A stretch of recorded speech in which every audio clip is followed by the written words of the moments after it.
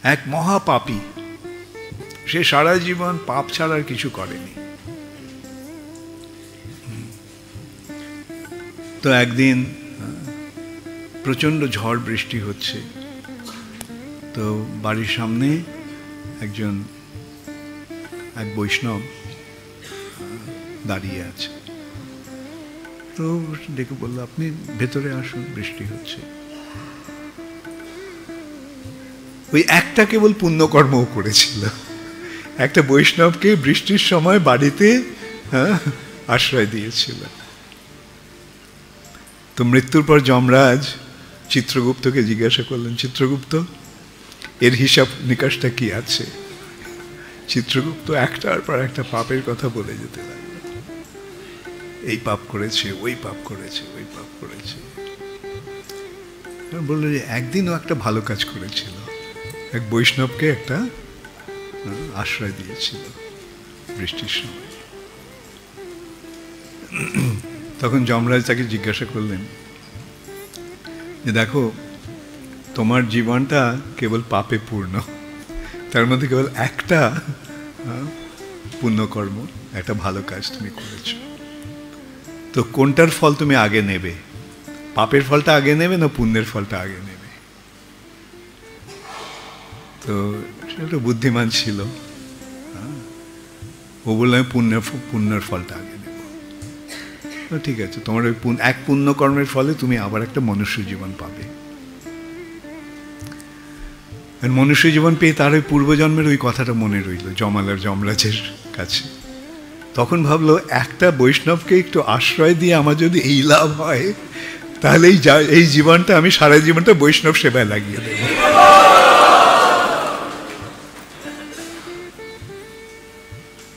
এবং তার পরিণতি কি হলো?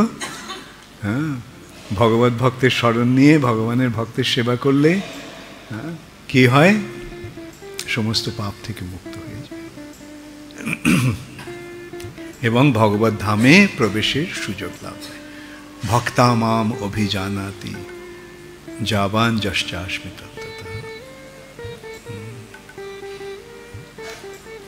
তত মাং তত্ত্বত জ্ঞাত্বা বিশতে তদ অনন্তরম।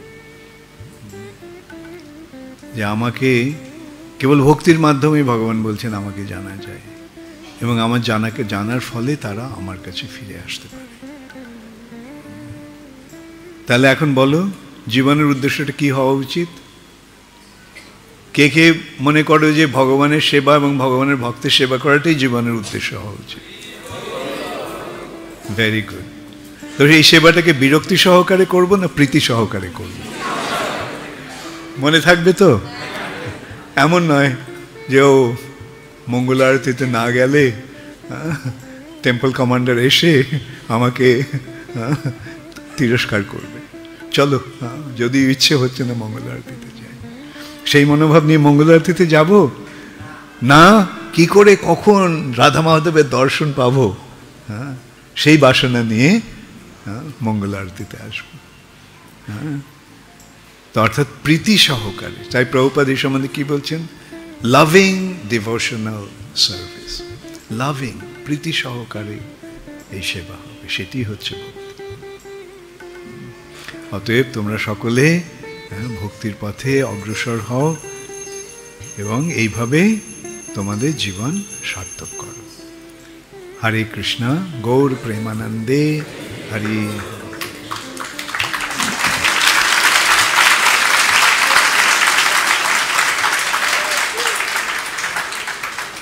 মাইকটা নিয়ে না।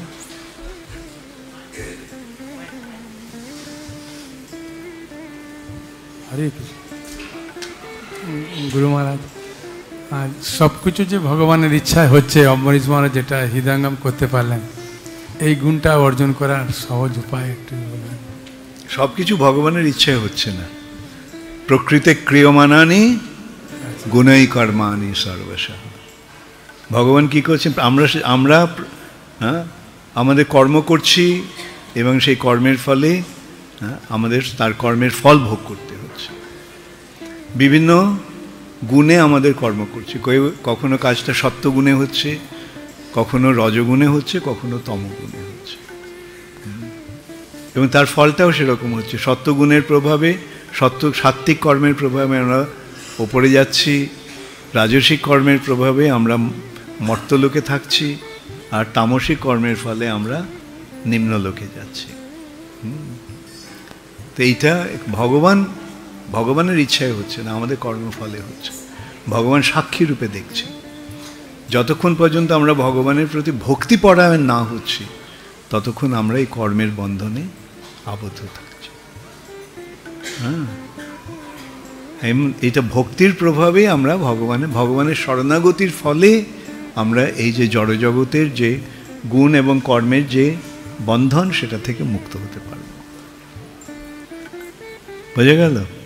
হ্যাঁ, তাহলে কি করতে হবে? অম্বরীশ মহারাজের মতো যে মনোভাব ভগবানের চরণাশ্রয় করা, সেটা ভগবানের শরণাগতির মাধ্যমে আসবে। ভগবানের শরণ নিলে, ভগবানের শরণাগত হলে, মাম একম শরণং ব্রজ, সরঙ্গ শরণাগতি হইবে যাহার, তাহার প্রার্থনা শুনে শ্রীনন্দ কুমার। শ্রীকৃষ্ণ চৈতন্য প্রভু জীবে দয়া করি, সপার্ষদ স্বীয় ধাম সহ অবতরী, অত্যন্ত দুর্লভ প্রেম করিবারে দান। এই যে দুর্লভ, অত্যন্ত দুর্লভ যে কৃষ্ণ প্রেম, সেই কৃষ্ণ প্রেম দান করার জন্য শিখায় শরণাগতি ভকতের প্রাণ। শরণাগতির শিক্ষা দিচ্ছেন, যেটি হচ্ছে ভক্তির প্রাণস্বরূপ। অতএব উপায়টা কি? শরণাগতি, ভগবানের শরণাগত হওয়া। ওকে, হরে কৃষ্ণ। তো অম্বরীশ মহারাজের মাধ্যমে আমরা কি দেখতে পাচ্ছি? শরণাগতি।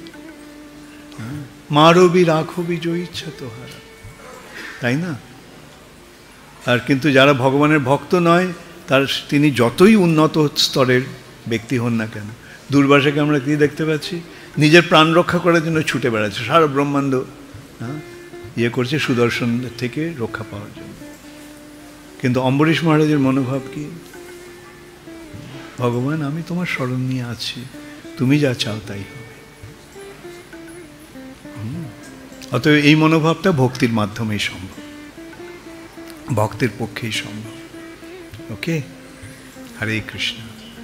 গৌর প্রেমানন্দে হরে।